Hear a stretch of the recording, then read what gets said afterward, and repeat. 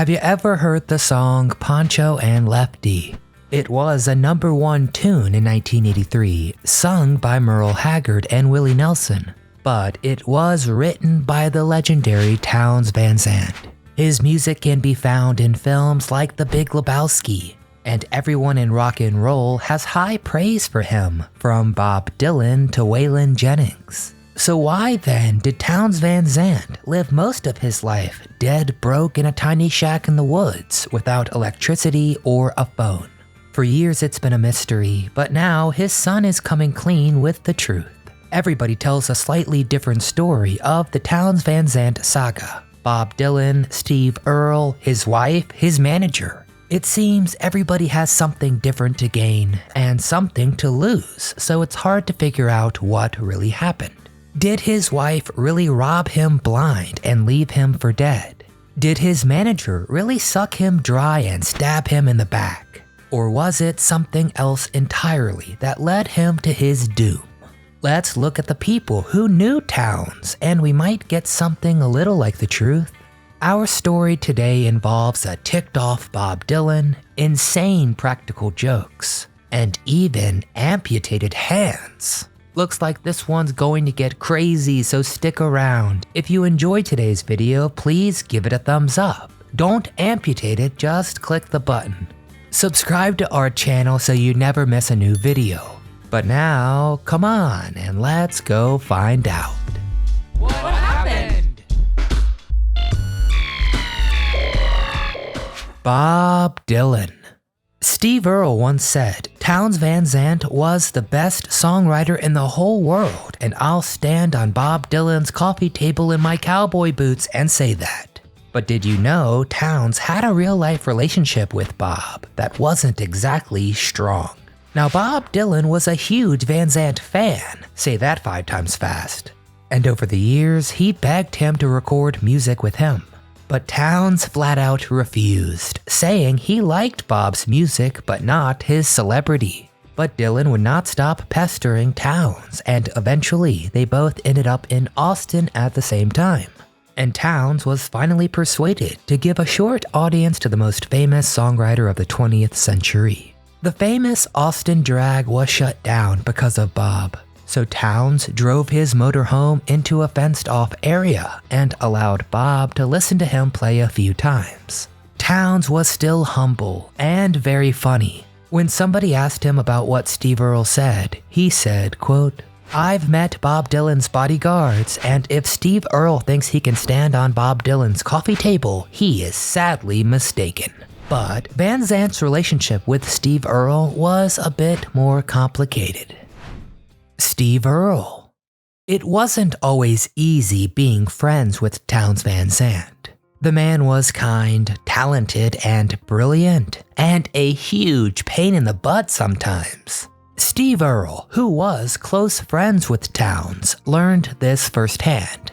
Townes studied poetry in college and was a pretty sharp guy. He once told Steve to read the book War and Peace, which has over 1,200 pages. Steve spent a few months struggling with it and finally finished it. He came back to Townes with a lot of questions, but Townes said he couldn't help him with that because he had not read that book. He just thought Steve should, but it doesn't seem like Steve held much of a grudge, as he wrote Fort Worth Blues about his friend. And he even named his son Justin Townes Earle after the guy. Janine. Townes knocked up his third wife, Janine, when he was still technically married to his second wife. And Townes' mother made him marry her and provide for the kid. And she never went away. Even after they divorced, Townes was devoted to her for the rest of his life. And today, Janine is fighting a crowd of competitors for rights to Townes' legacy and his cash. But some claim Janine took advantage of Townes while he was alive and is trying to keep the gravy train running. But are the allegations true? According to some, Janine coaxed Townes into signing over the publishing rights and recording royalties of his old music, basically all his income. His only possession after that was his 1989 GMC truck. a 1984 Honda Shadow motorcycle, and a boat named Dorothy. And even that wasn't enough for Janine. Whenever he would visit, she ended up with all the money in his pockets. However, Janine tells a very different story. According to her, it was his manager, Kevin Eggers, who took advantage of Towns. She says they only separated so that if Towns did something really stupid, it wouldn't harm his family legally. In fact, she has said, quote, "He wanted to be married again. He begged me, saying we were supposed to be married." And there's certainly some truth to this. The question is how much. Some of Towns' friends claimed that before he died, he was actually planning on marrying a different woman he met at a concert in Germany. Kevin Eggers. According to Janine, the real villain of the TVZ story is Kevin Eggers, Towns Van Zandt's manager and label owner. So is Kevin really the cartoonish bad guy she says he is? Well, he was there through Towns' highest and lowest moments. According to him, quote, "There was both magic and demons in Towns." TVZ wrote Poncho and Lefty while staying at his house in Brooklyn. According to Janine, Kevin took advantage of Towns while he was alive. And he too wants to keep that gravy train running after his death, as Kevin put out 14 entire albums of unreleased music without the permission of his estate. However, Kevin tells a different story. He says he was the only person who would keep recording with TVZ after he pushed everybody else away, and that he just wants to share as much of his music as he can. Okay, so who the heck is telling the truth? We'll have to turn to JT Van Zandt, Towns' first son, to find out. JTVZ. Towns' son, JT, was born in 1965 to his first wife, Fran Peterson. Towns was never the best at being a stable dad, but he did do his best to build a relationship with his boy. For years, JT has stayed quiet about the truth behind his relationship with Dad, but now he is speaking out. JT lived with Mom most of the time, but he'd get to visit Dad pretty frequently. It was always a big change, going from his responsible, rule-following mom to a guy like Towns. But while you couldn't always depend on Towns, JT loved his dad more than anything else in the world. And he said whenever he'd visit, they'd have a great time. JT said, quote, "I always felt like I was the coolest guy in the world. That was when he smelled funky and had this awful old truck that ran half the time, living in a house with no electricity." But JT says most people weren't as good to Towns as he was to him. He says that almost nobody showed up to his funeral. So what does he say about the battle between Janine and Kevin? There's one more piece to the puzzle about Towns' early life that may have doomed him from the start. The missing piece of the puzzle. TVZ was born to a rich family in Fort Worth, Texas. His parents wanted him to become a lawyer or a senator. You know, anything but a ramblin' singer, that's for sure. But when he saw Elvis on the Ed Sullivan Show, he made up his mind. The music life was the one for him. When Towns went off to college, he had a hard time adapting. He struggled with binge drinking and depression.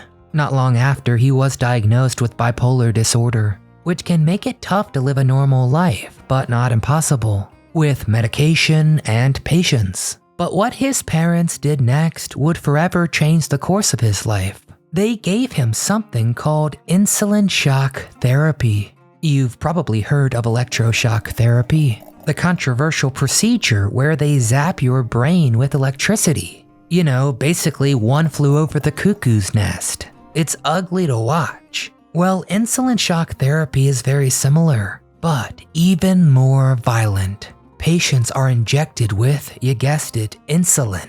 So they basically go into a coma. This was supposed to fix Towns' head, but instead, it basically broke his brain and destroyed his long-term memory. The boy was never the same after that.